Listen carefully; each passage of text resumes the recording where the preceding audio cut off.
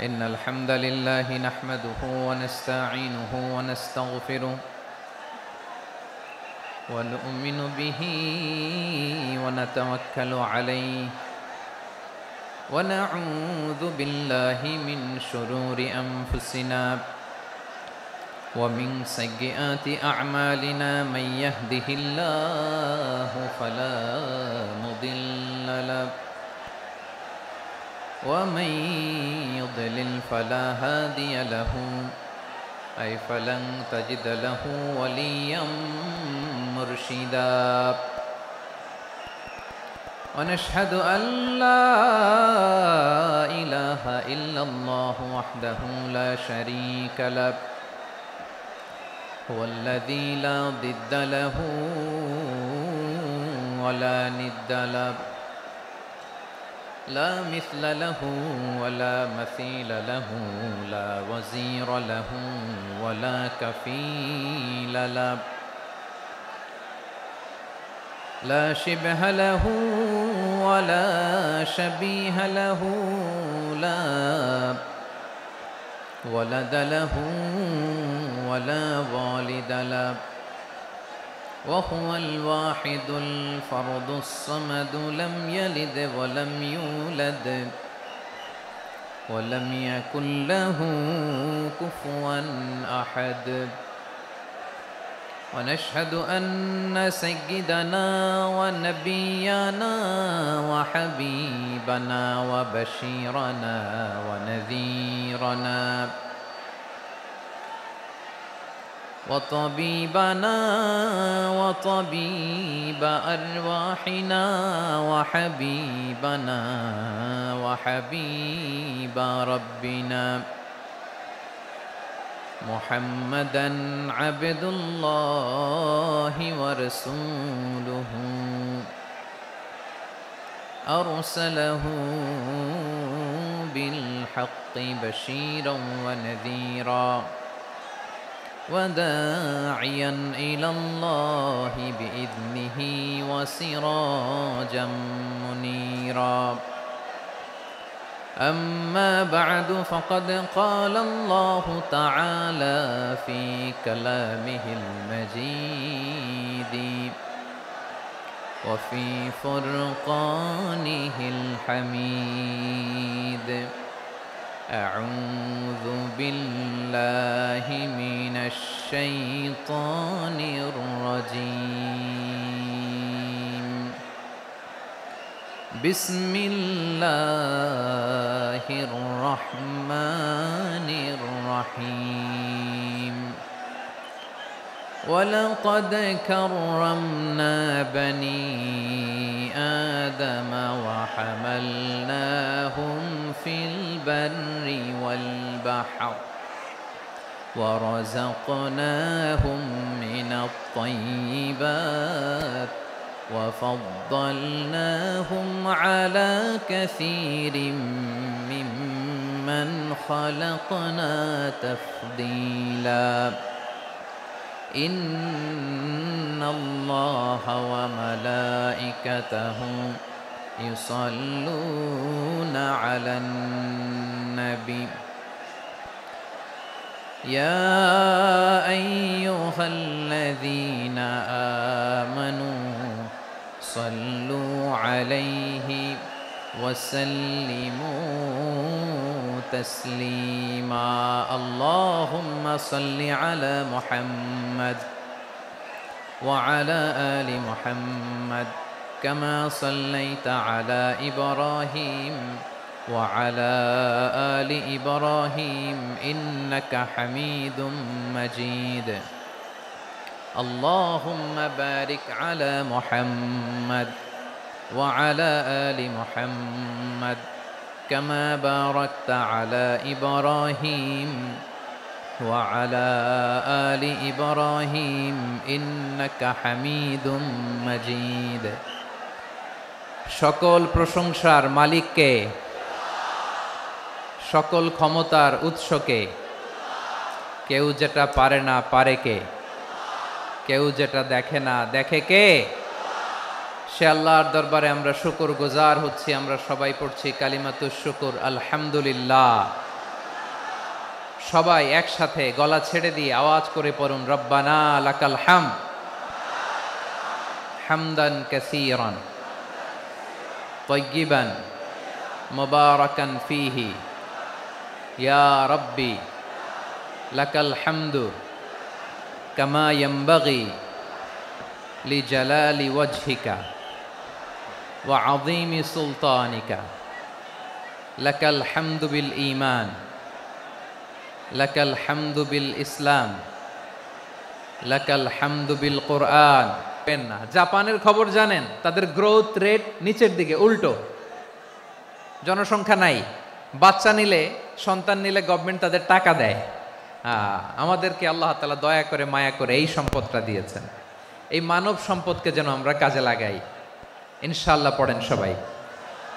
Human resource development অনেক জনগুরুত্বপূর্ণ বিষয়, খুব সেন্সিটিভ বিষয়, বুঝতে হবে। যশোরের স্মার্ট ছেলেরা, এই যে আমি যাদেরকে দেখতে পাচ্ছি, all are the Gen Z of Jashore. যারা জেন জি, ওরা স্মার্ট, ওরা ইশারা ইঙ্গিতে কাজ করে।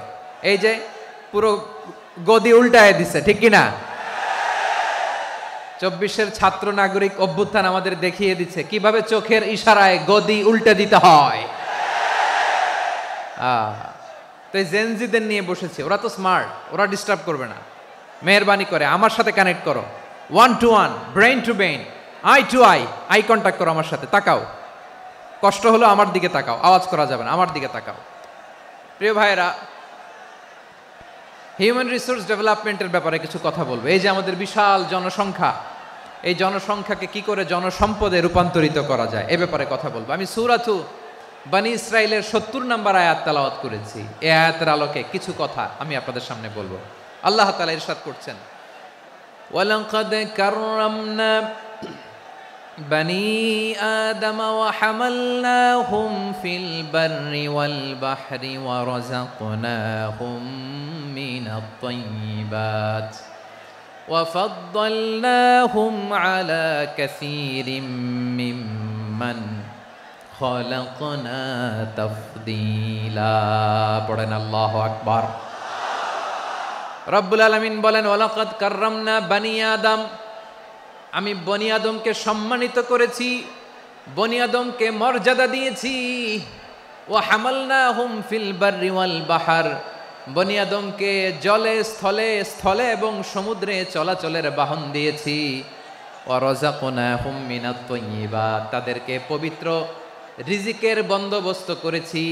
ওয়া ফাদ্দালনাহুম আলা কাসীরিম মিম্মান খালাকনা তাফদীলা, আর আমি আল্লাহ যাদেরকে সৃষ্টি করেছি তাদের মধ্য থেকে বনী আদমকে আমি শ্রেষ্ঠ বানিয়েছি। আমরা শ্রেষ্ঠ, আমরা আশরাফুল মাখলুকাত। আমরা কি? এই যে এমনি চিল্লাচিল্লি করে, জিজ্ঞেস করলে বলে না। আমরা আশরাফুল মাখলুকাত। আমরা কি? শ্রেষ্ঠ, সবার চেয়ে সেরা। আমাদের মতো করে আল্লাহ কাউকে বানায় নাই। 2 পায়ে ভর করে, শির দ্বারা এরকম স্ট্যান্ড রেখে মাথা উঁচু করে দাঁড়াতে পারে এরকম কোন প্রাণী পৃথিবীতে আছে? এজন্য আল্লাহ বলেন, ওয়ালাকাদ কাররামনা বনী আদম, আমি বনী আদমকে সম্মানিত করেছি, তাদেরকে আমি মর্যাদা দিয়েছি। তাদেরকে আমি যত মর্যাদা দিয়েছি আমার কোন সৃষ্টিকে এত মর্যাদা দেই নাই। পড়েন সুবহানাল্লাহ। I have dignified the status of the sons of Adam. আদমের সব সন্তানের মর্যাদা আমি বাড়িয়েছি। আল্লাহ এখানে বলেননি ওয়ালাকাদ কাররামনাল মুমিনিন, আমি মুমিনের মর্যাদা বাড়িয়েছি, বলেছেন? আল্লাহ এখানে বলেন নাই ওয়ালাকাদ কাররামনাল মুসলিমিন, আমি মুসলিমের মর্যাদা বাড়িয়েছি। আল্লাহ বলেছেন ওয়ালাকাদ কাররামনা বনী আদম, আমি বনী আদমের সম্মান বাড়িয়েছি। হোক সে মুমিন কিংবা কাফের, মুসলিম কিংবা মুশরিক, আস্তিক কিংবা নাস্তিক, আরব কিংবা অনারব, যেই হোক না কেন, আদম সন্তান সবগুলার মর্যাদা বাড়ায় দিয়েছে কে? সবার মর্যাদা আল্লাহ বাড়িয়েছে। মানুষ হিসেবে মর্যাদা।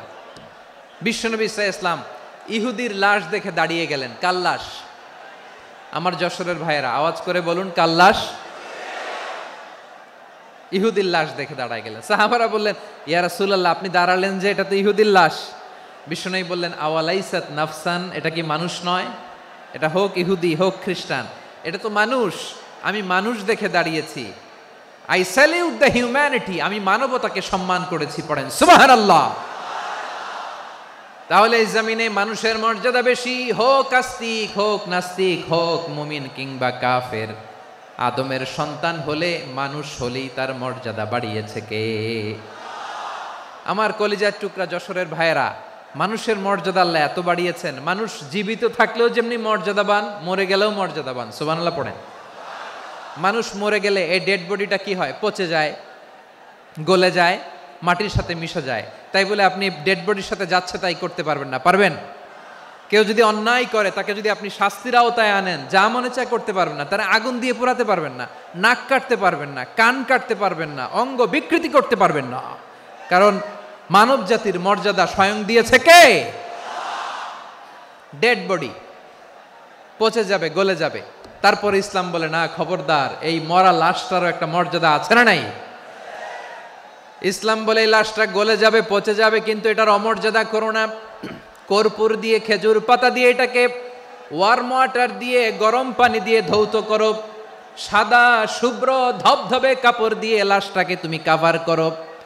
তারপরে খাটিয়ার মধ্যে লাশটাকে রেখে বিশাল একটা প্রোগ্রাম করো, একটা ফিউনারাল প্রোগ্রাম করো। ওই প্রোগ্রামের ডানে বায়ে পেছনে লাশটারে রাখলে হবে না, প্রোগ্রামের একেবারে সামনটাতে তুমি লাশটাকে রাখো। সুবহানাল্লাহ। একটা ফিউনারাল প্রোগ্রাম করতে হবে, তাকে শেষ বিদায় জানাতে হবে, যেটাকে আমরা জানাজা বলি। কি বলি? জানাজা মানে মাইয়েতের জন্য দোয়া, তার জন্য দোয়া করা হয়।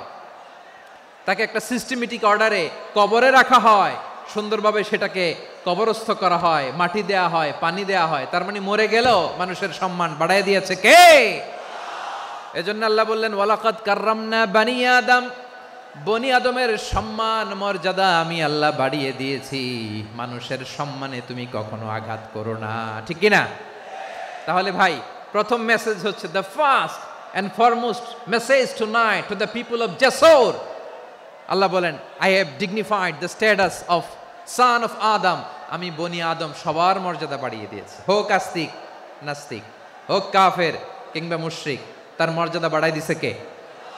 যখন বন্যা হয়, আমরা ত্রাণ নিয়ে যাই, আমরা শুধু মুসলমানদেরকে ত্রাণ দেই নাকি?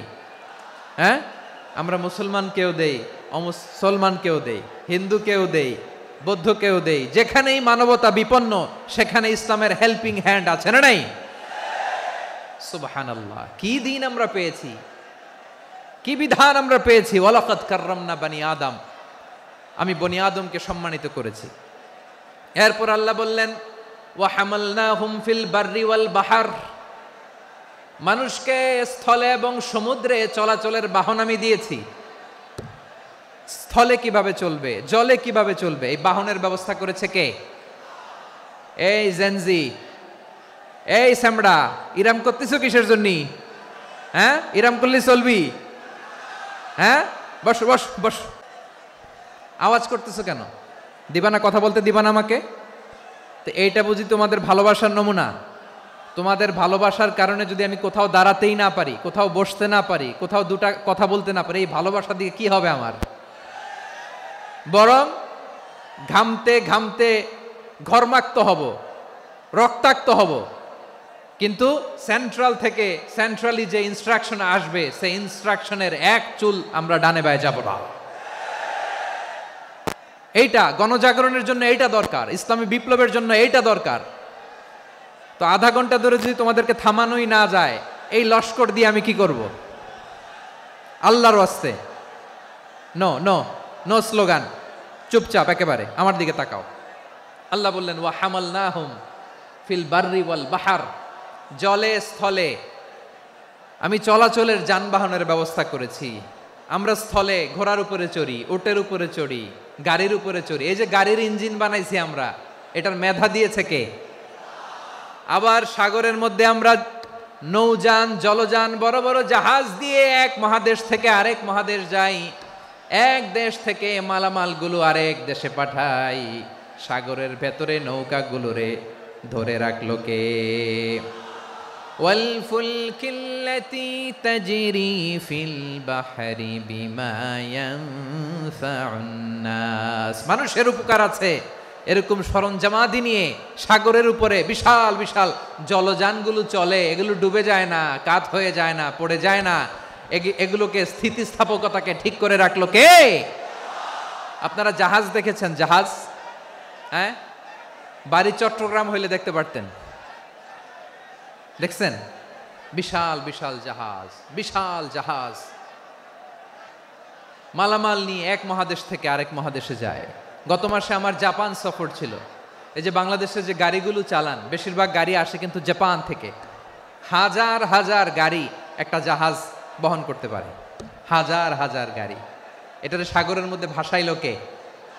সবাই বলুন, ভাসালো কে? হাজার হাজার গাড়ি নিয়ে জাপানিজ গাড়িগুলো আমাদের চট্টগ্রামের এয়ারপোর্টের বন্দরে ভিড়ে।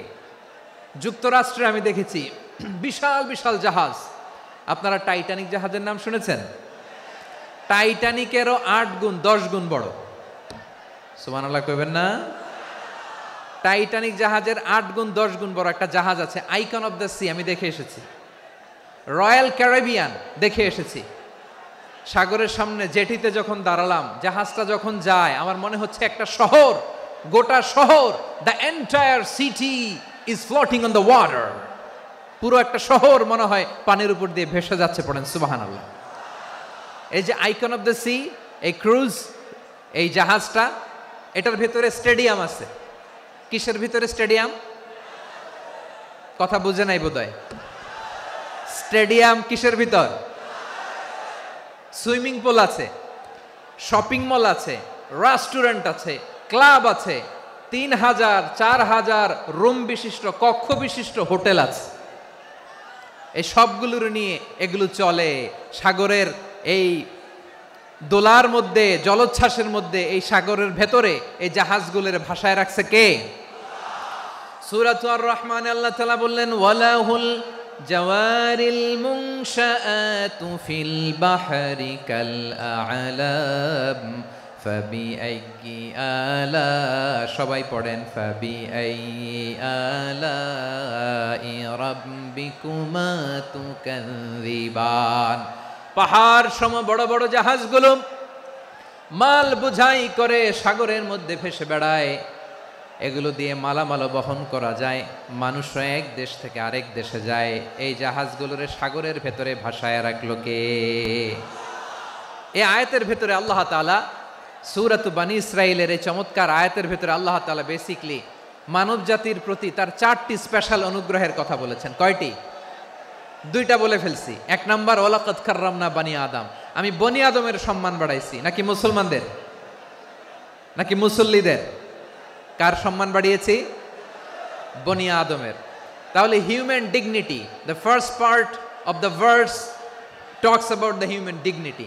2 নাম্বার অংশে আল্লাহ তাআলা বললেন, ওয়া হামালনাহুম ফিল বাররি ওয়াল বাহর, স্থলে এবং সমুদ্রে আমি তাদের জন্য চলাচলের বাহন দিয়েছি। সুবহানাল্লাহ। তার মানে smooth movement on land and sea, জলে এবং স্থলে যাতে আমরা স্মুথলি মুভ করতে পারি আল্লাহ তাআলা দিয়েছেন। 3 নাম্বার আল্লাহ তাআলা বললেন, ওয়া রাযাকনাহুম মিনাত তাইয়্যিবাত, মানুষের জন্য আমি পবিত্র রিজিকের ব্যবস্থা করেছি। জলে এবং স্থলে যত প্রাণী আছে সবগুলা প্রাণীকে রিজিক দেয় কে? আমাদেরকে রিজিক দেয় কে? সাগরের মাছগুলোকে, বড় বড় তিমি মাছগুলোরে রিজিক দেয় কে? বাতাসের মধ্যে ভেসে বেড়ানো বড় বড় পাখিগুলো, স্ক্যান্ডিনেভিয়ান কান্ট্রি থেকে লক্ষ লক্ষ কোটি কোটি পাখিগুলো যে এক দেশ থেকে আরেক দেশে ট্রান্সফার হয়, এগুলোর রিজিক দেয় কে? রব্বুল আলামিন বলেন, ওয়ামা মিন দাব্বাতিন ফিল আরদি ইল্লা আলাল্লাহি রিজকুহা ওয়া ইয়ালামু মুস্তাকাররাহা ওয়া মুস্তাওদাআহা কুল্লুম ফি কিতাবিম মুবিন। আল্লাহু আকবার। রব্বুল আলামিন বলেন, ভূপৃষ্ঠে বিচরণশীল যত প্রাণী আছে সব প্রাণীগুলোকে আমি আল্লাহ আমার নিজের কুদরতে রিজিকের বন্দোবস্ত করি। এই প্রাণীগুলো কোথায় থাকে, কোথায় যায়, সব জায়গায় আমি রিজিক পৌঁছে দেই। রিজিক কেউ দিতে পারে না, রিজিকের মালিক কে? রিজিকের মালিক তিনি আল্লাহ। এজন্য আল্লাহ তাআলা বললেন, ওয়া রাযাকনাহুম মিনাত তাইয়্যিবাত, এরপরে আল্লাহ বললেন ওয়া ফাদ্দালনাহুম আলা কাসীরিম মিম্মান খালাকনা তাফদীলা। আমি যত প্রাণী সৃষ্টি করেছি সকল প্রাণীর মধ্যে মানুষের মর্যাদা শ্রেষ্ঠত্ব আমি দিয়েছি। সুবহানাল্লাহ পড়েন। তাহলে এক নম্বরে আল্লাহ বললেন আমি বনি আদমের মর্যাদা বাড়ালাম। এরপরে বললেন স্থলে এবং সমুদ্রে চলাচলের জন্য যানবাহন দিলাম। 3 নম্বরে আল্লাহ বললেন পবিত্র রিজিকের ব্যবস্থা করে দিলাম। এরপরে আল্লাহ বললেন যত প্রাণী আছে সৃষ্টি আছে সবগুলার উপরে আমি মানুষকে শ্রেষ্ঠত্ব দিলাম। সুবহানাল্লাহ। তাহলে সবচেয়ে বেশি শ্রেষ্ঠত্ব মানুষের। কার? মানুষের। শুধু তাই নয় প্রিয় ভাইরা, আকাশ এবং জমিনে যা কিছু আছে সবকিছু মানুষের জন্য, মানুষের কল্যাণে, মানুষের প্রয়োজনে, মানুষের বশীভূত করে সৃষ্টি করেছেন কে? রব্বুল আলামিন বলেন হুয়াল্লাযী খালাকা লাকুম মা ফিল আরদি জামিআ। এই জমিনের মধ্যে যা কিছু আমি আল্লাহ সৃষ্টি করেছি সব কিছু আমি মানুষের জন্য সৃষ্টি করেছি। পড়েন সুবহানাল্লাহ। হুয়াল্লাযী খালাকা লাকুম মা ফিল আরদি জামিআ। যা আছে সব আমাদের জন্য, সব আমাদেরকে সার্ভিস দেওয়ার জন্য, আমাদের উপকারের জন্য, আমাদের কল্যাণের জন্য। আওয়াজ করে সবাই পড়ুন আল্লাহু আকবার। অন্য আয়াতে আল্লাহ বললেন ওয়াসাখখারা লাকুম মা ফিস সামাওয়াতি ওয়া মা ফিল আরদি জামিআম মিন ইন্না ফি যালিকা লাআয়াতিন লিকাউমি ইয়াতাফাক্কারুন। প্রথমে আয়াতে আল্লাহ বললেন জমিনে যা আছে সব তোমাদের কল্যাণে আমি সৃষ্টি করলাম। এরপরে আল্লাহ বললেন আকাশেও যা আছে সব তোমাদের জন্য সৃষ্টি করলাম, তোমাদের অনুগত বানায় দিলাম। পড়েন সুবহানাল্লাহ। মানুষের কি ব্রেইন দেখেন, মানুষ জমিন ছেড়ে আকাশে চলে যায়। পাখি দেখে মানুষের শখ হলো পাখি যেহেতু উঠতে পারে আমরাও পারবো। অরবিল রাইট, উইলবার রাইট, 2 ভাই মিলে আঁকাঝোঁকা করতে করতে করতে করতে প্লেন বানায় ফেললো। কোন সুবহানাল্লাহ। এখন পাখিও ওরে, আমরাও ওরি। এরপরেই মানুষের কৌতূহল থামে না এখানে। মানুষ চলে গিয়েছে চাঁদে। কোথায় গেছে? এখন কিন্তু চাঁদে জমি বিক্রি হয় জানেন। পৃথিবী নিয়ে মারামারি শেষ, রাশিয়া আমেরিকা এখন ধরছে চাঁদ আর মঙ্গল গ্রহ। এখন চাঁদে জমি বিক্রি হয়, মঙ্গলে জমি বিক্রি হয়।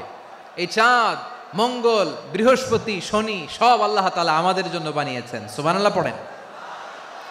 মানুষ সাগরের উপরে চড়ে, শূন্যে ভেসে বেড়ায়, পাহাড় কেটে সুড়ঙ্গ বানায়, টানেল বানায়। মানুষ ব্রডব্যান্ডের লাইন নিয়ে যায় সাগরের ভেতর দিয়ে, এক দেশ থেকে আরেক দেশে, এক মহাদেশ থেকে আরেক মহাদেশে। সুবহানাল্লাহ পড়েন। তার মানে গোটা বিশ্বের সব কিছুর উপরে control, superiority over all creatures, সব কিছুর উপর কন্ট্রোল, মনিটরিং, নিয়ন্ত্রণ, এটা প্রতিষ্ঠা করে দিয়েছে কে?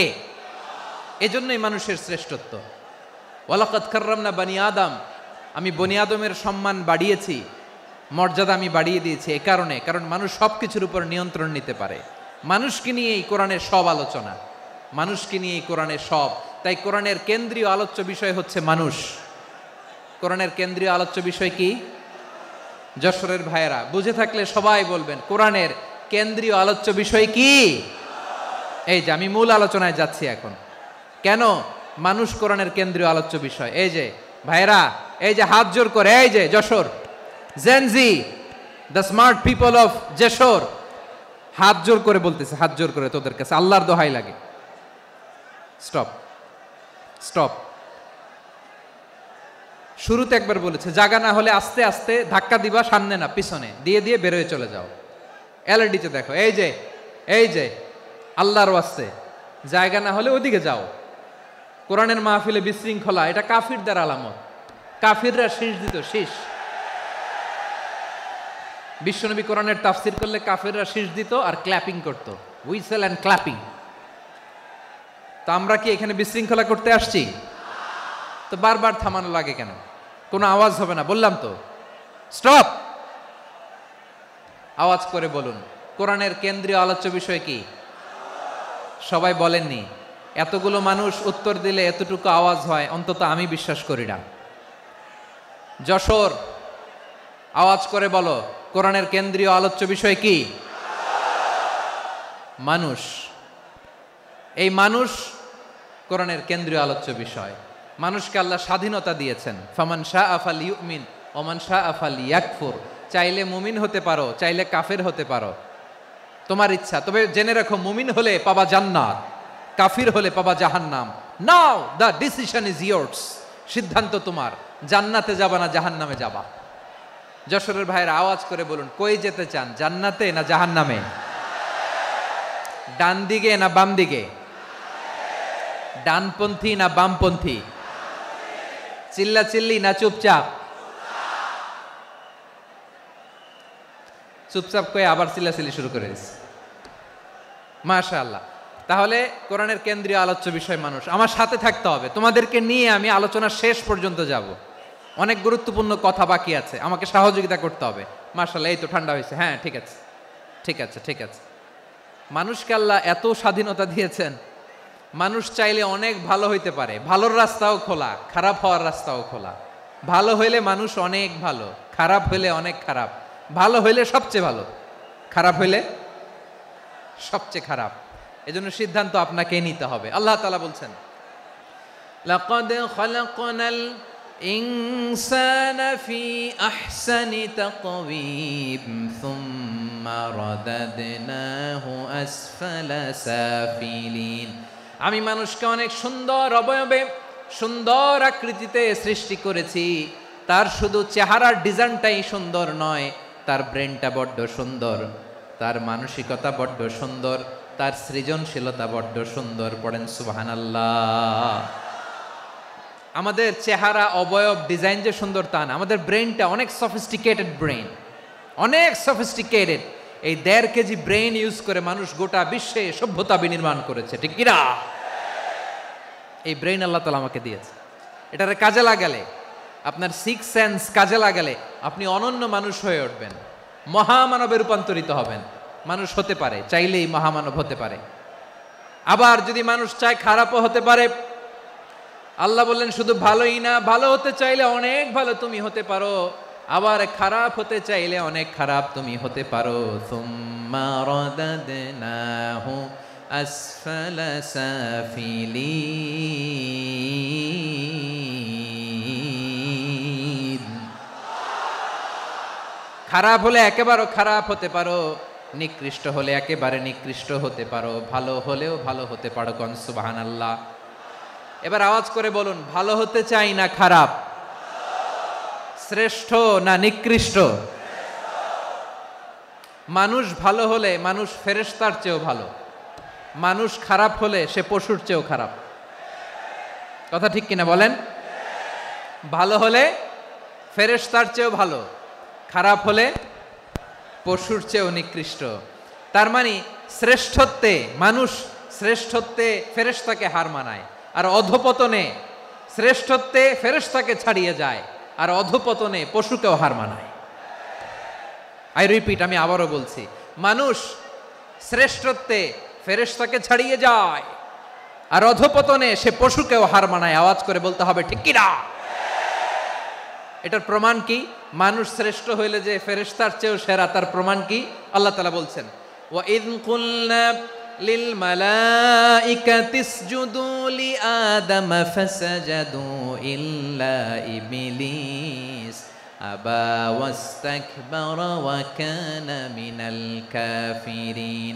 আল্লাহ বলেন, স্মরণ করো সে সময়ের কথা যখন আমি ফেরেশতাদেরকে বললাম, ও ফেরেশতারা আদমকে সেজদা দাও। সব ফেরেশতারা সম্মান সূচক সেজদা আদমকে দিল।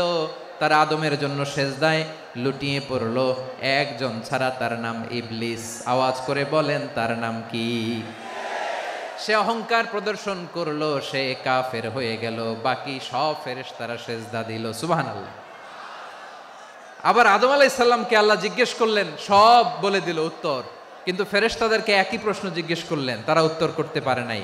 তার মানে এর মধ্য দিয়ে প্রমাণিত হয়, মানুষ ভালো হলে ফেরেশতার চেয়েও ভালো, ফেরেশতার চেয়েও মানুষের মর্যাদা বাড়িয়ে দিয়েছে কে? সব নূরের ফেরেশতা যখন মাটির আদমকে সেজদা দেয়, এটা প্রমাণ করে ফেরেশতার চেয়েও মানুষের মর্যাদা বাড়িয়ে দিয়েছে কে? তুমি মাটির আদমকে প্রথম সৃষ্টি করিয়া ঘোষণা করিয়া দিলে শ্রেষ্ঠ বলিয়া, তাই তো নূরের ফেরেশতা করে আদমকে সেজদা। ঠিক কিনা বলেন? তাই তো নূরের ফেরেশতা করে আদমকে সেজদা, সবার চেয়ে সম্মান দিলে মাটির আদমকে। আল্লাহু আল্লাহু তুমি জাল্লে জালালুহু, শেষ করা তো যায় না গে তোমার গুণগান। পড়েন না? পড়েন। আল্লাহু আল্লাহু তুমি জাল্লে জালালুহু, শেষ করা তো যায় না গে তোমার গুণগান। আল্লাহু আল্লাহু আল্লাহু আকবার। আদমের মর্যাদা বেশি, মানুষের মর্যাদা বেশি, মানুষ শ্রেষ্ঠ তার প্রমাণ নূরের ফেরেশতা মাটির আদমকে সেজদা করে। আওয়াজ করে বলেন ঠিক কিনা? তাহলে মানুষ ভালো হলে ফেরেশতার চেয়ে ভালো। আবার মানুষ যদি খারাপ হয় সে পশুর চেয়েও খারাপ,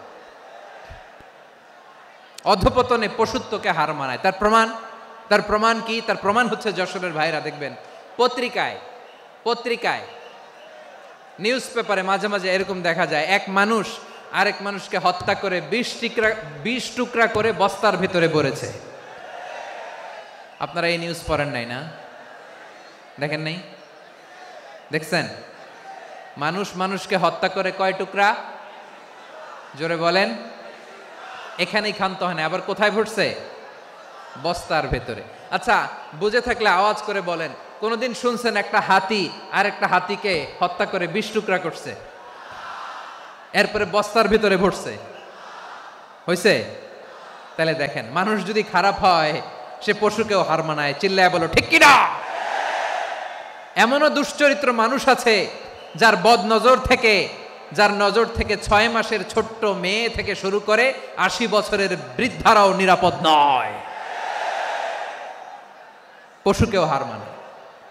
মানুষের ঘর জ্বালিয়ে পুড়ে মেসাকার করে দেয়, জনপদের পর জনপদ জ্বালায় দেয়। এরকম আছে না নাই? বোমা মেরে শহরগুলো উড়িয়ে দেয়। এই যে ইসরায়েল গাজার মধ্যে যে অ্যাটাক করেছে, এরা মসজিদ মানে নাই, মসজিদে বম ফেলেছে। এরা খ্রিস্টানদের চার্চ গির্জা মানে নাই, গির্জায় বম ফেলেছে। পৃথিবীর ইতিহাসে never happened in the history of the world that someone bombed on a hospital, on a ICU center. এমন হাসপাতাল যেখানে আইসিইউর রোগীরা আছে, ওই হাসপাতালের উপরও ইসরায়েলি সৈনিকেরা বোমা মেরেছে। জোরে বলেন ঠিক কিনা? এরা মানুষ? আওয়াজ করে বলেন, এরা মানুষ না। প্রিয় ভাইয়েরা, চোখ কান নাক মুখ থাকলেই মানুষ না। যা সামনে দেখেন এগুলো সব মানুষ না, এগুলো জনসংখ্যা। এগুলো কি? সবাই বলুন, এগুলো কি? বাড়ছে জনসংখ্যা, কমছে মানুষ। বাড়ছে জনসংখ্যা, কমছে।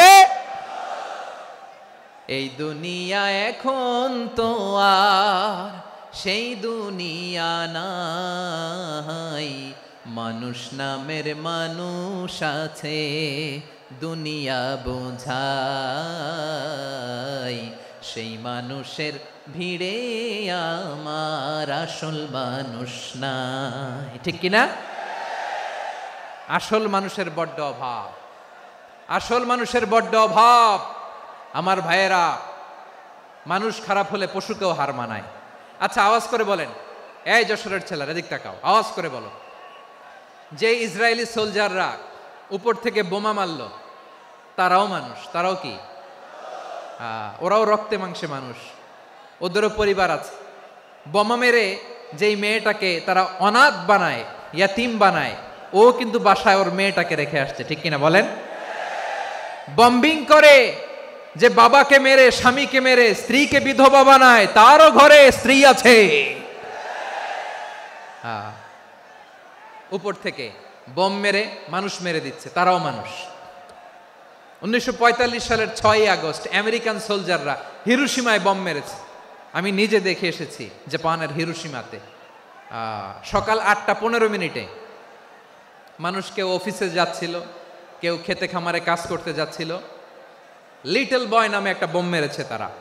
এই বোমের আঘাতে, পারমাণবিক এই বোমার রেডিয়েশনে আঘাতে, বোম ব্লাস্ট হওয়ার পরে মুহূর্তের মধ্যে 1,40,000 নাই। উপর থেকে যারা মারতেছে এরাও মানুষ, যাদেরকে মারলো তারাও। তার মানে মানুষে মানুষে পার্থক্য আছে না? নেই, মানুষে মানুষে পার্থক্য আছে। নাক কান চোখ মুখ থাকলেই মানুষ নয়। বাড়ছে জনসংখ্যা, কমছে মানুষ, চিল্লায় বলো ঠিক কিনা? তাহলে আমরা বুঝলাম মানুষ ভালো হলে অনেক ভালো, খারাপ হলে অনেক খারাপ। ও আমার কলিজার টুকরা যশোরের ভাইয়েরা, আসুন না 3 দিন ব্যাপী এই তাফসিরুল কোরআনের ঐতিহাসিক প্রোগ্রাম থেকে আমরা সিদ্ধান্ত নেই, আমরা ভালো মানুষ হব নাকি খারাপ মানুষ হব।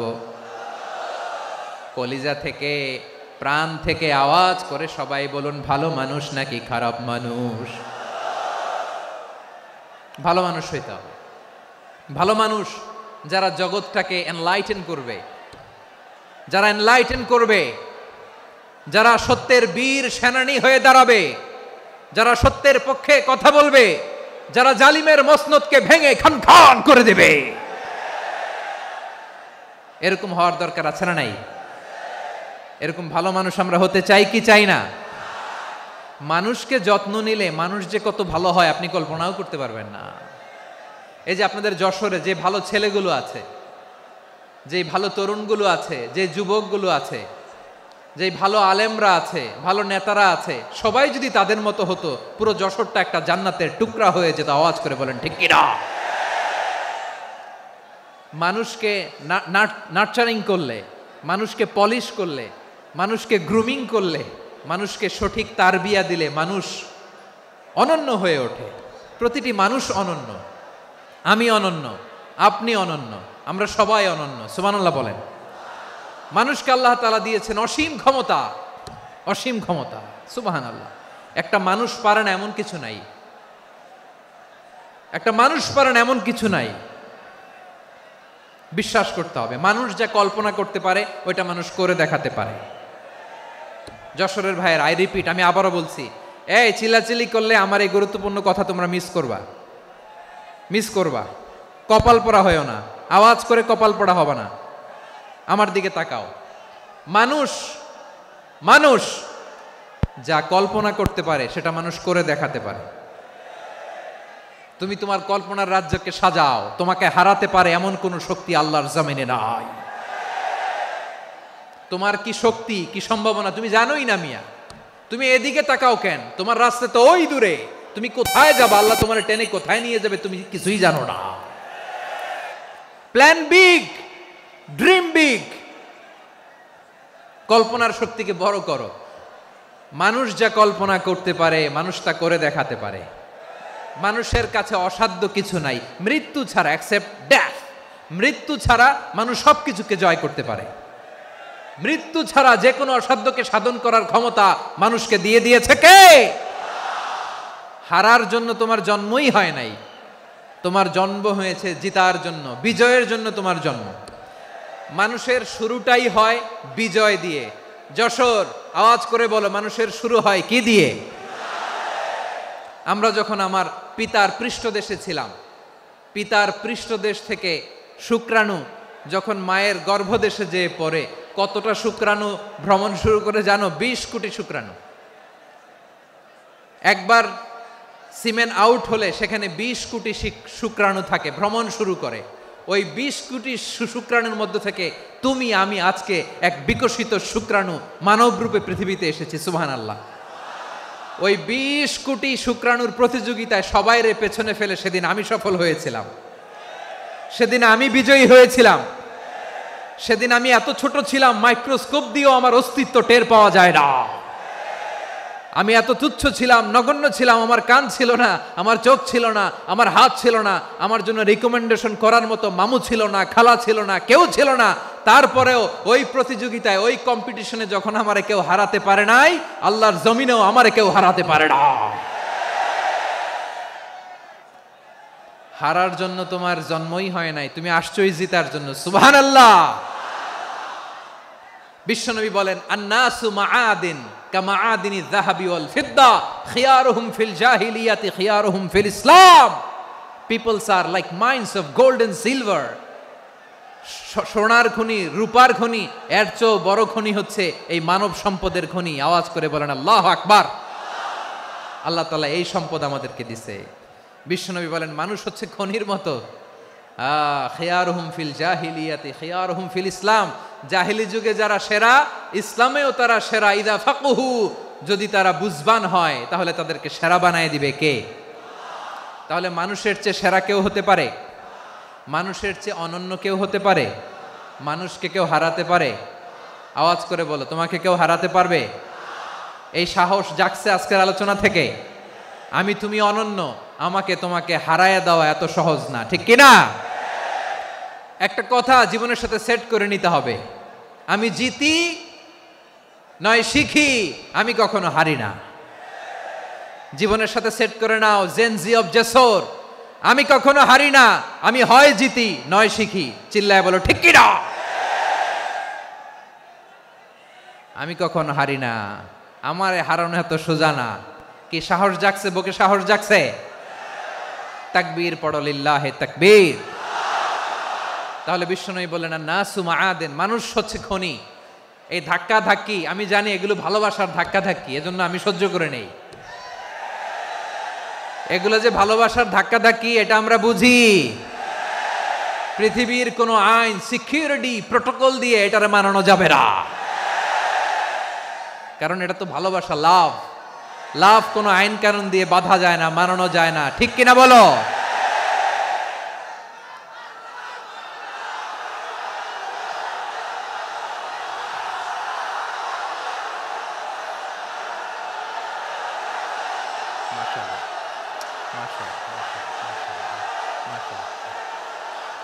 ঠিক আছে, বসুন বসুন বসুন।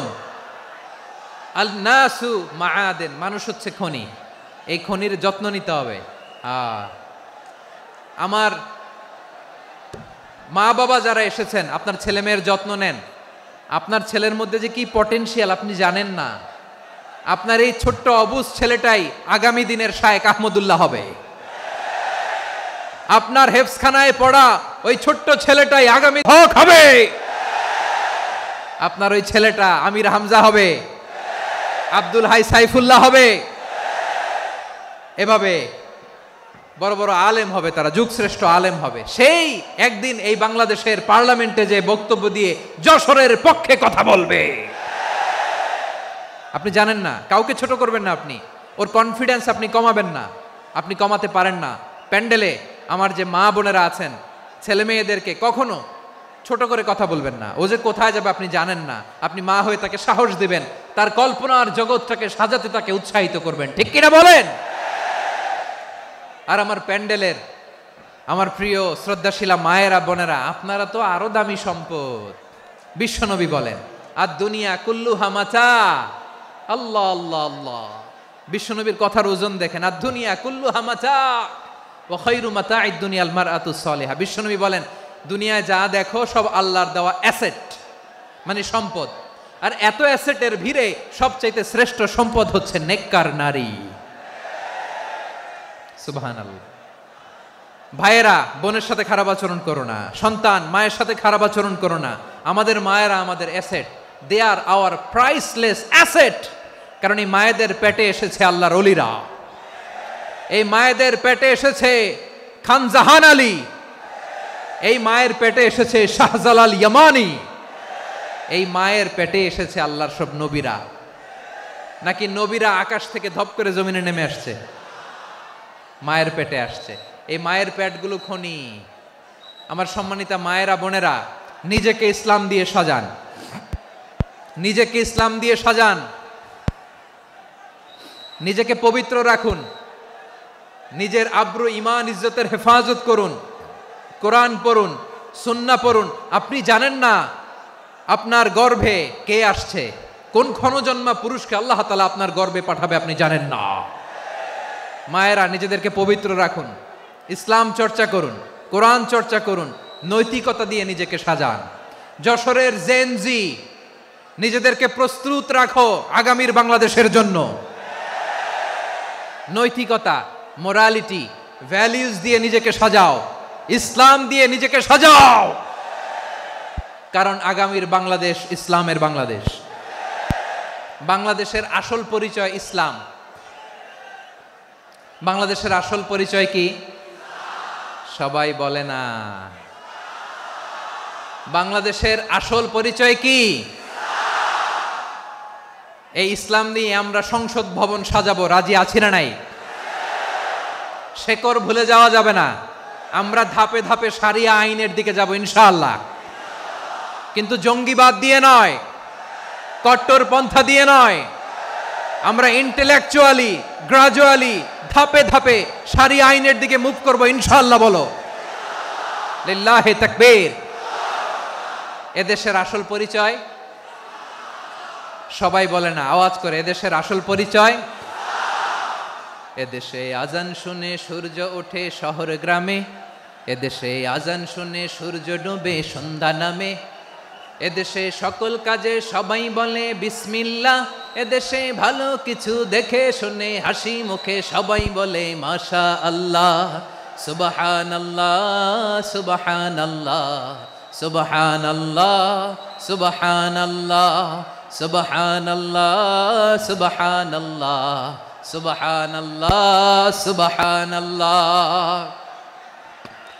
ও নবীন তরুণ তোমার কিসের এত ভয়, জেনে রেখো বাংলাদেশের আসল পরিচয়। বাংলাদেশের আসল পরিচয় ইসলাম। আওয়াজ তুলে বলো, আসল পরিচয় কি? এদেশে পরস্পরে দেখা হলে দেয় সালাম, এদেশে আমজনতার হৃদয় জুড়ে পাক্কা আলাম, ঠিক কি না? এদেশে বিপদ এলে সর্বজনে সর্বক্ষণে দোয়া পড়ে ইন্না লিল্লাহ সুবহানাল্লাহ সুবহানাল্লাহ সুবহানাল্লাহ সুবহানাল্লাহ। এদেশে আজান শুনে সূর্য ওঠে শহর গ্রামে, এদেশে আজান শুনে সূর্য ডুবে সন্ধ্যা নামে, এদেশে সকল কাজে সবাই বলে বিসমিল্লাহ, এদেশে ভালো কিছু দেখে শুনে হাসি মুখে সবাই বলে মাশা আল্লাহ সুবহানাল্লাহ। আওয়াজ করে সুবহানাল্লাহ সুবহানাল্লাহ সুবহানাল্লাহ সুবহানাল্লাহ। সবাই একসাথে সুবহানাল্লাহ সুবহানাল্লাহ সুবহানাল্লাহ সুবহানাল্লাহ। এদেশের আসল পরিচয় কি? আওয়াজ করে বলতে ভয় লাগে। এদেশের আসল পরিচয় কি? ইসলাম দিয়ে আমাদের সংসদ ভবন চলুক, আমরা চাই কি চাই না? বঙ্গভবনে লা ইলাহা ইল্লাল্লাহর পতাকা উড়ুক, আমরা চাই কি চাই না? প্রতিটি জেলা অফিসে, ডিসি অফিসে লা ইলাহার পতাকা ঝুলুক, আমরা চাই কি চাই না? কারা কারা চাই হাত তুলে আল্লাহরে দেখায়।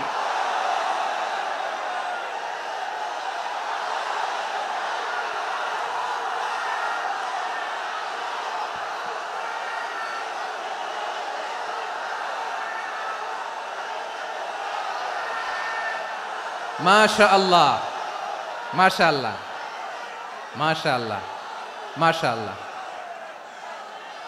যশোর, আওয়াজ করে বলো, ভালো মানুষ না খারাপ মানুষ? বুঝে বলছো তো?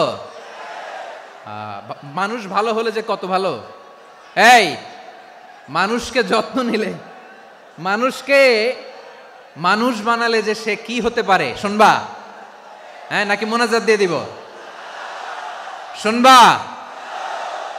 তাহলে থামতে হবে। থামো, আমি যখন বলবো থামো থামো, তাকবীরের সময় দিলে তাকবীর, থামো থামো। মানুষকে যত্ন নিলে, এই এদিকে এদিকে, ড্রোন নামায় ফেলো। হয়েছে, ড্রোনের ফুটেজ হয়ে গেছে, এবার ড্রোন নামায় ফেলো। আমার দিকে তাকাও। মানুষকে, তোমরা এদিক সেদিক তাকালে তো গুরুত্বপূর্ণ পয়েন্ট মিস হয়ে যাবে। এদিকে এদিকে, হ্যাঁ মাস ঠিক আছে, এদিকে। মানুষকে যত্ন নিলে মানুষের মধ্যে যারা কি পটেনশিয়াল রেখেছে। আমি জাপানের দুইটা উদাহরণ দেই। জাপানের, এই এই এভাবে এভাবে হবে, হয় বসো নয় পেছনে, কথা নাই, কথা তো বলাই যাবে না, হারাম কথা বলা আজকে, একেবারে চুপ। আজকের জন্য হারাম করে দিছে আমি, এই কিছু সময়ের জন্য একেবারে নিষিদ্ধ। জাপানের দুইটা উদাহরণ দেই, খেয়াল করে একটু শুনেন, বুঝবেন। আল্লাহ, 2022 সালে জাপানের সাথে জার্মানির খেলা, ফিফা ওয়ার্ল্ড কাপ 2022। এক পক্ষে জাপান, আরেক পক্ষে কোন দেশ? কথা শোনে নাই। এক পক্ষে কোন দেশ, আরেক পক্ষে সবাই, এক পক্ষে আরেক পক্ষে। ওই খেলায় জিতেছিল জাপান, জিতেছিল 22 সালের এই ফিফা ওয়ার্ল্ড কাপে জাপান ফুটবল খেলায় জিতে as a part of their celebration তারা খেলার পরে পুরো স্টেডিয়ামটারে ক্লিন করে, the fan base of Japan, লক্ষ লক্ষ মানুষ খেলা দেখতে যায়, তো এত ডাস্টবিনও তো নাই, তো যারা ডাস্টবিনে জায়গা পায় নাই তারা এই যে চকলেটের প্যাকেট, পানির বোতল, চিপসের প্যাকেট তারা এদিকে সেদিকে রেখে দিয়েছে। জাপানের ভক্তরা, জাপানের ফলোয়াররা as a part of their celebration তারা খেলার পরে পুরো স্টেডিয়ামের সব ময়লা আবর্জনা ক্লিন করে তারপরে বিদায় নিয়েছে। তাদেরকে কি ক্লিন করার দায়িত্ব দেয়া হয়েছিল? এই যশোর, জাপানের যে ছেলেরা খেলা দেখতে গেছিল ওদেরকে কি ক্লিন করার দায়িত্ব দিছিল? তারা কি স্টেডিয়ামের পরিচ্ছন্নতা কর্মী? তাদের আকল, তাদের সিক্স সেন্স তাদেরকে বলেছে। ছোটবেলা থেকে জাপান গভর্নমেন্ট ওদেরকে এত পরিচ্ছন্নতা শেখায়, ক্লিনলিনেস অ্যাওয়ারনেস ক্যাম্পেইন করায়। ক্লাসে আমি দেখেছি, ক্লাসে নিজের বেঞ্চ নিজে মুছে, ক্লাসের মাঝখানে একটা সময় দেয়, নিজের টেবিল নিজে মুছে, নিজের ক্লাসরুমটা নিজে পরিষ্কার করে। রাস্তাঘাটে একটা ধুলা নাই, ময়লা নাই, একটা টিস্যু নাই। খেলার পরে গোটা বিশ্বকে তাক লাগিয়ে দিয়েছে। জাপানের ফ্যানরা সবার রেখে যাওয়া গার্বেজ, টিস্যু, বোতল পরিষ্কার করে তারপরে স্টেডিয়াম থেকে বিদায় নিয়েছে। আমরা কেন এমন হইতে পারলাম না? আমরা কেন এমন হইতে পারলাম না? জাপানের যারা এগুলো করছে ওদের 3টা করে চোখ না? চোখ তো 3টা। জাপানো লাগো, জাপানো লাগো। হাত তো 4টা, কান তো 6টা। হ্যাঁ, নাকি আমার মতো 2 হাত 2 কানওয়ালা মানুষ? চোখে দেখলে ওটা মানুষ না। চিন্তা করছেন? তার মানে জাপানিজদেরকে যে গ্রুমিং করে শিখানোর মাধ্যমে পরিচ্ছন্ন বানানো গেছে, ওরা যেমনি মানুষ আমরাও মানুষ। আমাদের সন্তানদেরকে শেখালে তারাও পারবে, পারবে কিনা? 2 নম্বর উদাহরণ বলি। চট্টগ্রাম ফেনীতে যারা গিয়েছেন, মেঘনা গোমতী ব্রিজ প্রকল্প নাম শুনছেন? মেঘনা একটা ব্রিজ পার হওয়া লাগে। এই মেঘনা গোমতী, এখানে 3টা ব্রিজ কাঁচপুর সহ, এই 3টা ব্রিজের নির্মাণ কাজ, রেনোভেশনের কাজ দেয়া হয়েছিল জাপানের একটা কোম্পানিকে। কাকে? জাপানের কোম্পানির নির্মাণ শেষে 738 কোটি টাকা বেঁচে গেছিল, এটা গভর্নমেন্টের হাতে দিয়ে তারা বিদায় নিয়েছে। কত টাকা? 738 কোটি টাকা।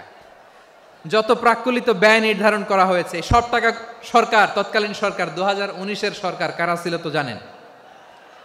এই 2019-এর সরকার তাদেরকে দিয়েছে।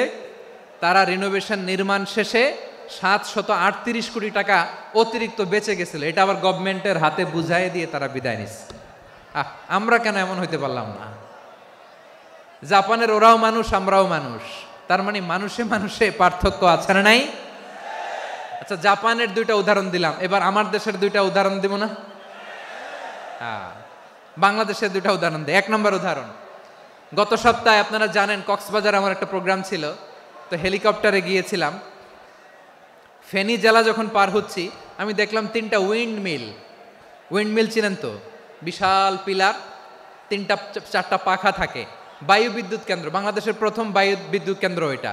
মুহুরী প্রজেক্ট বলে এটার, সম্ভবত মুহুরী প্রজেক্ট। তো সাগরের বাতাসের ঝাপটায় এটা ঘুরে এনার্জি হয়, ইলেকট্রিসিটি উৎপাদন হয়।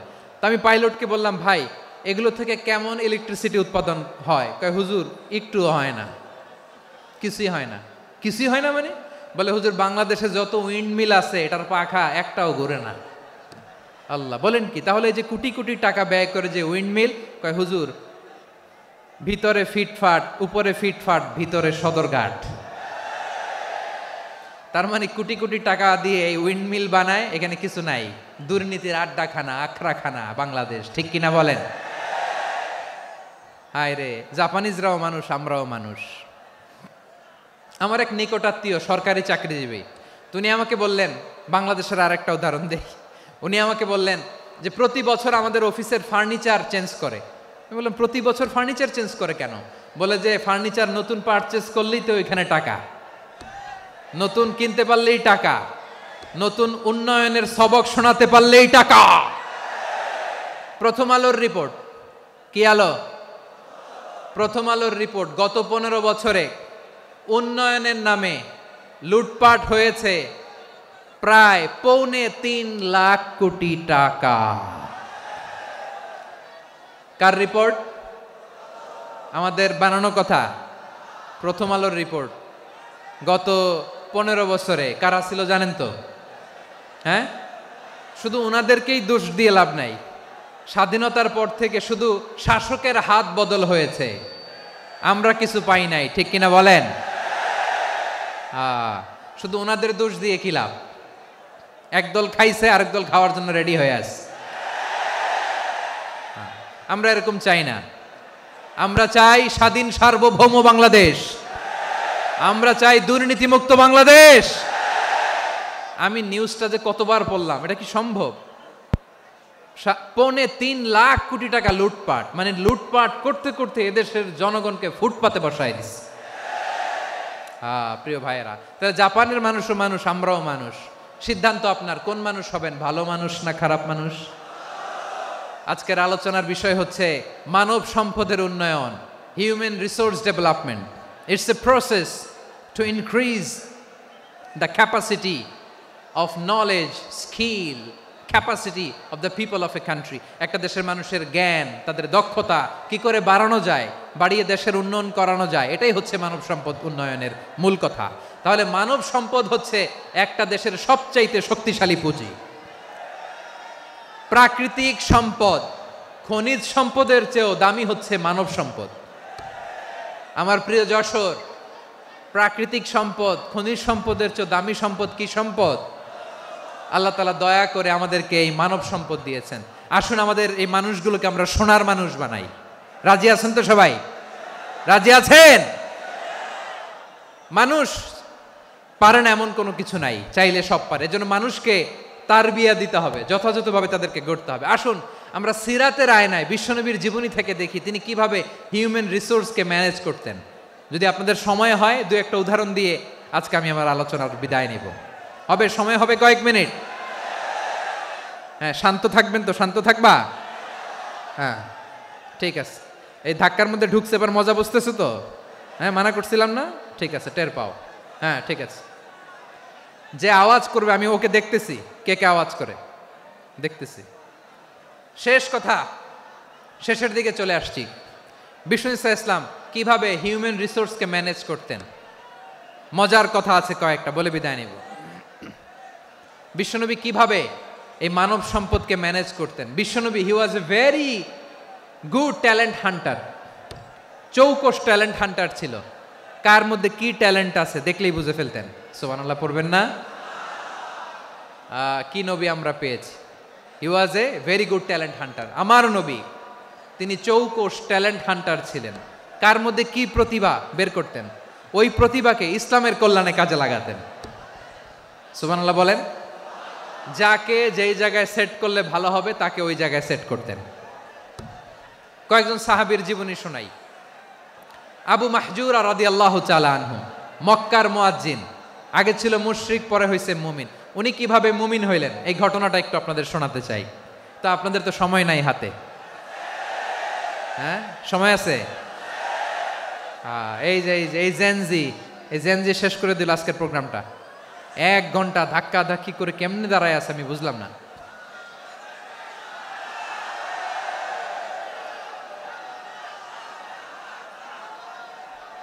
না না, তাকবির না, চুপ করতে হবে। What I need, you stop, just shut up, চুপ। হ্যাঁ, ঠিক আছে, এভাবে। আবু মাহজুরা রাদিয়াল্লাহু তাআলা আনহু কিভাবে মুসলিম হলেন, আওয়াজ করে শুনেন। হুনাইনের যুদ্ধ, 8ম হিজরি।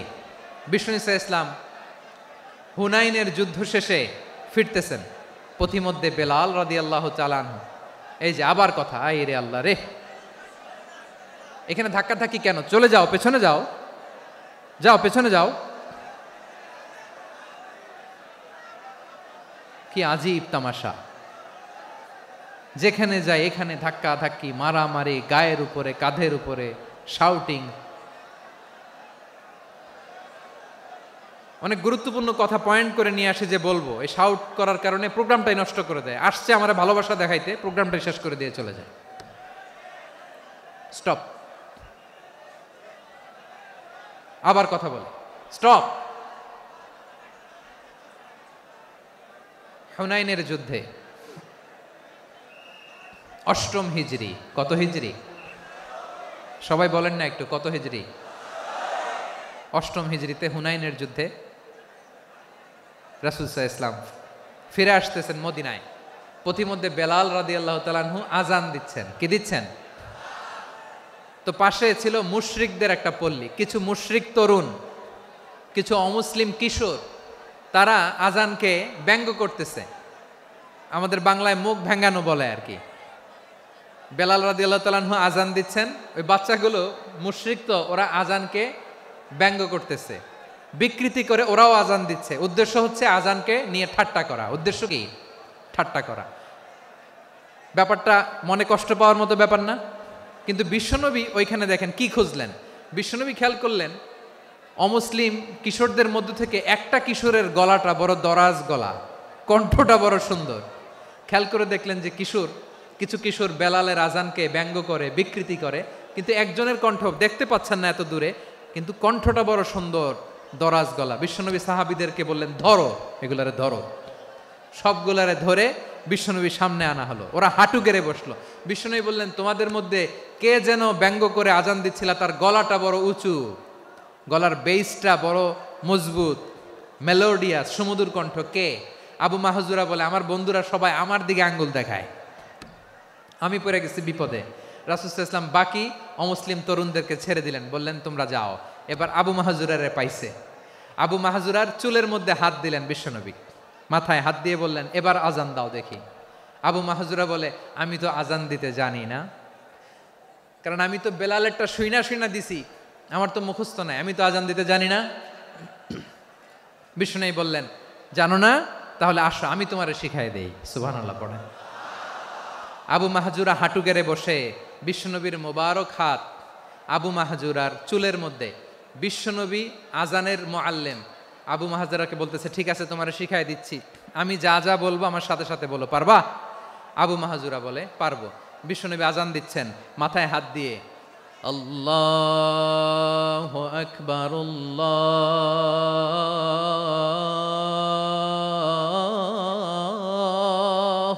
আকবার। আবু মাহজুরা এই বাক্যটা পড়লেন। বিশ্বনবী দ্বিতীয় বাক্য পড়তে আরম্ভ করলেন, আল্লাহু আকবার,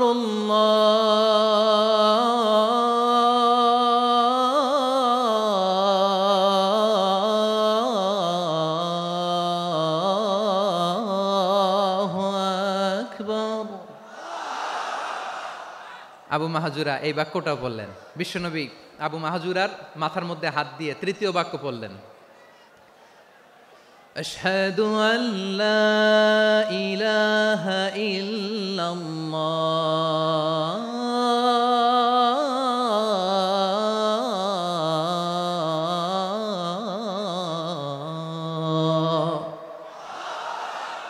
আবু মাহজুরা তৃতীয় বাক্য পড়লেন। বিশ্বনবী একটা বাক্য পরে আবু মাহজুরা পরে, বিশ্বনবী পরে আবু মাহজুরা পরে। আবু মাহজুরা কিন্তু অমুসলিম, মুশরিক।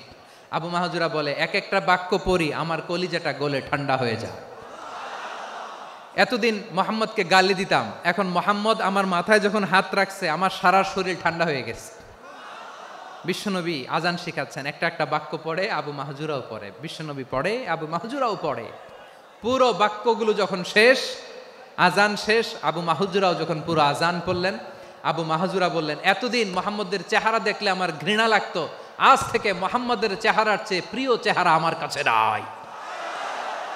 আবু মাহজুরা বললেন, ও মুহাম্মদ, আজানের বাক্য তো আপনি আমারে শেখালেন, এখানেই শেষ করবেন না, আপনি আমারে পড়ায় দেন, লা ইলাহা ইল্লাল্লাহু মুহাম্মাদুর রাসূলুল্লাহ সাল্লাল্লাহু আলাইহি ওয়াসাল্লাম। বিশ্বনবীর সাথে দাঁড়িয়ে উনি শাহাদা পড়ে মুসলমান হয়ে গেলেন।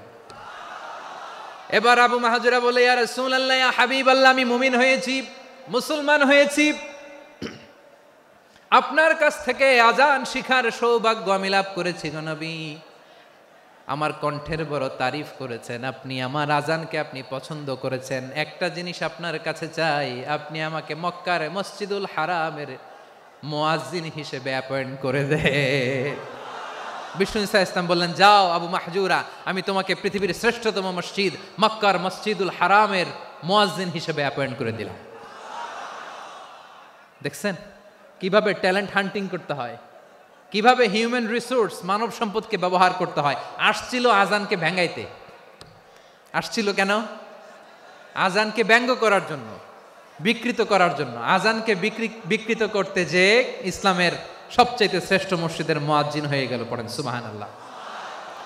হযরত আবু মাহজুরা রাদিয়াল্লাহু তাআলা আনহু ওনার এই সুললিত কণ্ঠ ব্যবহার করে মসজিদুল হারামে এত সুন্দর করে আল্লাহু আকবার বলে আজান দিতেন, মানুষগুলোর, মুসল্লিগুলোর, মক্কাবাসীর হৃদয়কে তিনি বিগলিত করে দিতেন। মানুষের হৃদয়কে ঠান্ডা হয়ে যেত। শুধু এখানেই শেষ না আমার যশোরের ভাইয়েরা। বিশ্বনবী যখন সাইয়েদনা আবু মাহজুরা রাদিয়াল্লাহু তাআলা আনহুকে আজান শিখাচ্ছিলেন, বলেন তো বিশ্বনবীর হাতটা কোথায় ছিল? আবু মাহজুরার মাথার সামনে, এই চুলের উপরে ছিল। আবু মাহজুরা ওই স্মৃতিটাকে ধারণ করবার জন্য, ওই স্মৃতিকে বহন করার জন্য বিশ্বনবীর মোবারক হাত আবু মাহজুরার কপালের চুলের যেই জায়গায় লেগেছে, মৃত্যুর আগের দিন পর্যন্ত আবু মাহজুরা মাথার ওই চুলে কোনোদিন ছুরি আর কামার লাগায় নাই, সেখানে কেচি লাগায় নাই, চুলের মধ্যে খুর লাগায় নাই। আবু মাহজুরা ডান দিকের চুল কাটতো, বাম দিকের চুল কাটতো, পেছনের চুল কাটতো, সামনের চুল কাটতো না। আবু মাহজুরা রাদিয়াল্লাহু তাআলা আনহুর সামনের চুলগুলো বড় হতে হতে যখন এত বড় হয়ে যায়, তিনি চুলগুলো পেঁচিয়ে মাথার মধ্যে রাখতেন। তারপরে তিনি পাগড়ি পরতেন। সবাই জিজ্ঞেস করতো, আবু মাহজুরা এটা আবার কেমন স্টাইল? দেখতে তোমারে কি বিদঘুটে লাগে, কেমন অড লাগে, কেমন খারাপ দেখা যায়। মক্কায় এমন কোনো মানুষ তো দেখি নাই ডানে চুল কাটে, বায়ে চুল কাটে, পেছনে চুল কাটে, সামনে কাটে না। ওরে আবু মাহজুরা কেমন দেখা যায় তোমারে, তুমি সামনের চুল কাটো না কেন? আবু মাহজুরা বলে, আমি হাঁটু গেড়ে পেয়ারা নবীর সামনে বসেছিলাম, আমার এই মাথার চুলের মধ্যে মুবারক হাত লাগিয়ে বিশ্বনবী নিজে আমাকে আজানের প্রতিটা বাক্য শিক্ষা দিয়েছেন। বিশ্বনবীর মোবারক হাত, পবিত্র হাত আমার মাথার চুলের যেই জায়গায় লেগেছে, আমি চাই ওই চুলগুলা নিয়ে আমি আমার কবরের ভিতরে যাব। সাইয়েদনা আবু মাহজুরা রাদিয়াল্লাহু তাআলা আনহু ইন্তেকালের আগের পর্যন্ত মাথার সামনের চুলগুলা কাটে নাই। মাথার সামনের চুল তিনি কাটেন নাই। সুবহানাল্লাহি বিহামদি। কেমন ভালোবাসতেন বিশ্বনবী সাহাবীদেরকে, সাহাবারা কেমন ভালোবাসতেন বিশ্বনবীকে। সামনের চুলগুলো বড় হতে হতে এত বড় ছিল, পেঁচিয়ে রেখে পাগড়ি পরতেন, কাটতেন না। নবীর হাত লেগেছিল। সুবহানাল্লাহ পড়েন। তাহলে what is the lesson, moral of the story কি? মোরাল অফ দ্য স্টোরি হচ্ছে, আসছিল আজানকে ব্যঙ্গ করার জন্য, বিকৃত করার জন্য, হয়ে গেল মসজিদুল হারামের মুয়াজ্জিন। দেখেন বিশ্বনবী একটা খারাপ সিচুয়েশনের মধ্যে থেকে কি ভালো জিনিস বের করে আনলেন। আমি যে শুরুতে বলেছি কিভাবে তিনি হিউম্যান রিসোর্সকে ডেভেলপ করেছেন, ম্যানেজ করেছেন। তিনি যে চৌকস ট্যালেন্ট হান্টার ছিল, দেখেন সবার মধ্যে থেকে এর বাছাই করে মুয়াজ্জিন বানাই দিয়েছেন। সুবহানাল্লাহ পড়েন। তার মানে এই না সবাইরে ধরে ধরে উনি মুয়াজ্জিন বানাইছেন। যার যেই ট্যালেন্ট আছে তাকে ওই কাজে অ্যাসাইন করেছেন। যার যেই প্রতিভা আছে তার প্রতিভাকে ইসলামের কাজে লাগিয়েছেন। সুবহানাল্লাহ পড়েন। যায়েদ বিন সাবিত রাদিয়াল্লাহু তাআলা আনহু নাম শুনেছেন? যশোর কথা বেরোয় না। যদি জিগায় সালমান খানের নাম শুনছেন, সবাই হাত তুলবে, জি হুজুর শুনছি, মানে সব দেখা শেষ। সালমান খান, আমির খান, অমুক খান, সব খান মুখস্থ, কিন্তু যায়েদ বিন সাবিতের নাম মুখস্থ নাই মুসলমানদের। যেই সাহাবী মাথার সামনের চুল কাটে নাই, মসজিদুল হারামের মুয়াজ্জিন বানাইছেন বিশ্বনবী, সাহাবীর নাম কি? খায়া ফেলাইস, স্লোগানের সাথে খায়া ফেলাইস। আবু মাহজুরা। কি নাম? আবু মাহজুরা আল জুমাহি রাদিয়াল্লাহু তাআলা আনহু। এই নামটা আজকে নিয়ে যাইতে হবে যশোর। আবু মাহজুরা রাদিয়াল্লাহু তাআলা আনহু। 2 নম্বরে বলছিলাম যায়েদ বিন সাবিত রাদিয়াল্লাহু তাআলা আনহু। বিশ্বনবী দেখলেন মদিনার এই আনসারী সাহাবী হাইলি ট্যালেন্টেড, ইন্টেলেকচুয়াল, মেরিটোরিয়াস, জ্ঞানের প্রতি তার আকর্ষণ, মারাত্মক আকর্ষণ। বিশ্বনবী তাকে দায়িত্ব দিলেন, কোরআন যা নাজিল হয় তুমি লিখো, কাতিবুল ওয়াহি বানায় দিলেন। সুবহানাল্লাহ। যায়েদ বিন সাবিতরে আবার আজান শিখান নাই, কারণ তার মধ্যে বিশ্বনবী প্রতিভা দেখেছেন, একাডেমিক প্রতিভা। বিশ্বনবীর একাডেমিক প্রজেক্টগুলো তিনি হ্যান্ডেল করতেন।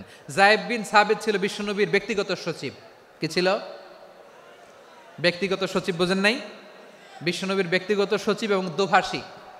ইহুদিরা কিছু লিখে দিলে এটার অর্থ বিশ্বনবীরে বুঝায় দিতেন, আবার ইহুদিদের কাছে কিছু লিখতে হলে তিনি লিখে দিতেন। বিশ্বনবী একদিন বললেন, ইন্নী ওয়াল্লাহি মা আমানু ইয়াহুদা আলা কিতাব। ইহুদিরা